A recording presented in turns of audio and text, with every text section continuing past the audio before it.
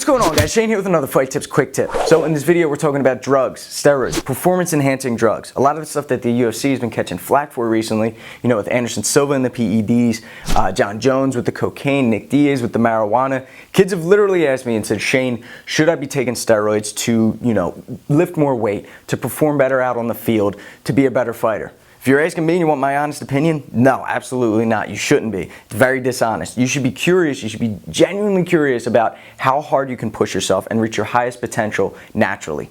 You don't need these cheat codes. You don't need to cheat, and that's what it is. All right, not everybody is taking them, but the people who are literally cheating. All right, they're not following the rules, and they need some extra boost because they can't do it on their own. All right. Do it naturally. Do it naturally. We're going to talk more about it and take a look at what we had to say on the Young Turks. All right, they invited me back. Yes, these dudes are awesome. So make sure you give them a follow, give them a sub. Let's take a look at this video where we talked more about performance-enhancing drugs and the penalties that are going to be coming to fighters that test positive. So let's just quote Dana White straight away. If you're using performance-enhancing drugs, you're going to get caught.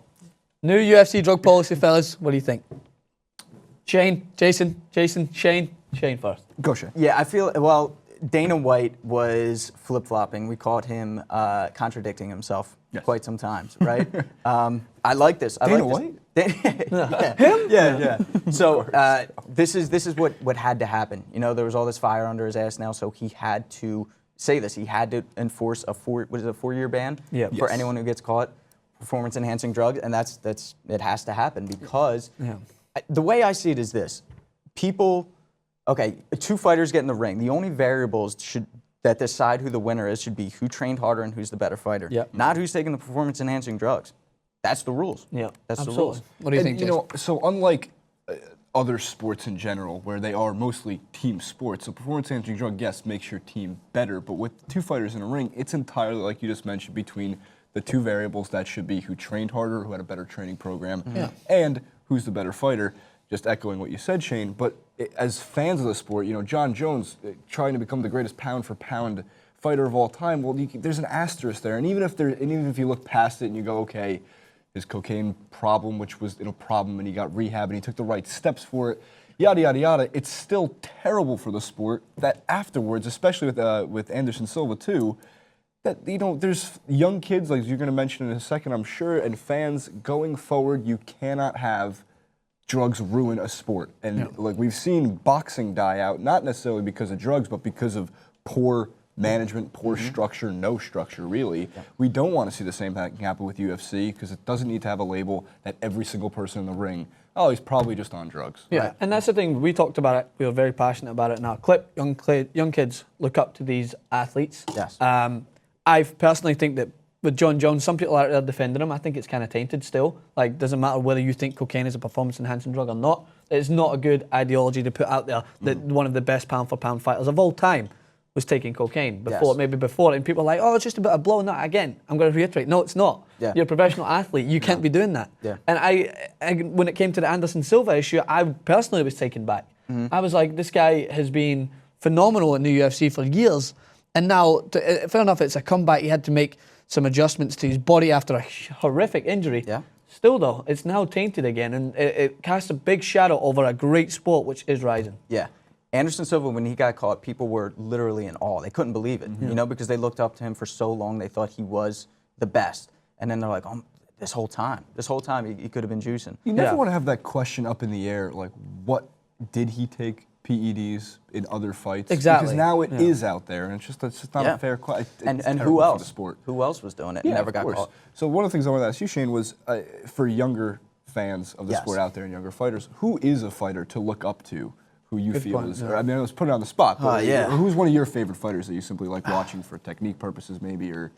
Up and coming, even though he just suffered a big loss from Pacquiao, is Chris Algieri. He seems just like a hard worker and a smart worker. Some of his training ethics and training camps, you watch some of his workouts are just, you know, revolutionary. Like some of the stuff, some of the functional training that he does, and he seems like an honest guy too. So Chris Algieri is definitely one. So, and a final point, this is one that it goes all the way through all sports.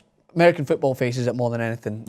So Nick Diaz was fined for marijuana, right, and was found out when he was tested. There's questions about whether that should be considered as a drug that you can be punished for in the NFL, but it's still considered a drug that should not be used when you're involved in a sport. And I personally think that it's, for Nick Diaz's situation, it was a little bit disgraceful how many times he's been caught out for it. You know what I mean? For being given an opportunity to do the sport that he loves in front of thousands of people and be looked up as an idol, he consistently broke the rules. And it's something that people don't think is as much of an issue because it's just a little marijuana. Like, it doesn't matter. You just smoke. It helps, but it can be used as what, a relaxant, as a pain, like to numb the pain slightly. It's still considered performance enhancing. So what do you think about that in that instance? Everything that you said is true, and maybe in the future the rules will be changed. But as of right now, those are the rules. You got to follow the rules. Yes, and they have to be enforced equally. Yeah. There can't be any exceptions made. And like I said, the one thing I criticize the NFL and Roger Goodell is the commissioner of the NFL all the time because I think he's a terrible commissioner. But the one thing I give him credit for is he has his rules. He caught for marijuana, regardless of their substance abuse policy, he sticks to it, and you get fined, penalized, suspended, whatever it may be. Yeah. So if you're going to have these rules, stick to them. Don't be Dana White, as we should say, and contradict it. So there's these new UFC drug policy in place. The first guy who gets caught, because there's 585 fighters that are going to be randomly drug tested starting on June 1st. That's part of this new drug policy. Nice. One of them is going to get caught. Yeah, Eventually. a lot. Maybe not on June 1st, maybe December 1st, but eventually it's going to happen. We hope we don't see it's only going to be a 3-month suspension because there's a fight coming up that they don't want to lose money on. So It's all about sending a message, and this is a good step. I think Dana White must have watched our clip and understood our frustration. He understood it and took some action. But again, thanks for having us on Fight Tips, man. Yes, Glad to be here. So watching over, come over to TIT Sports. We talked with Shane Moore about everything UFC, boxing. So thanks again. It's been an honor having you, and thanks for having us on, guys. Awesome, guys. Thanks for watching. So like I said, make sure you follow the Young Turks. They cover everything sport related, and they have it up before anyone else does. So make sure you subscribe to their channel. Let me know what you think about the penalties in the UFC now, and let me know what you think about steroids in general. All right, what is your honest opinion on them? How do you feel about fighters? Some of your favorite fighters. Some people were like, I honestly just can't wrap my head around the fact that Anderson Silva was taking PEDs. And it is. It's hard because a lot of people look up to him and it's like, oh man, this whole time he's a cheater. And how long has he been doing it for? It sucks. So don't get into it. Don't go down that road.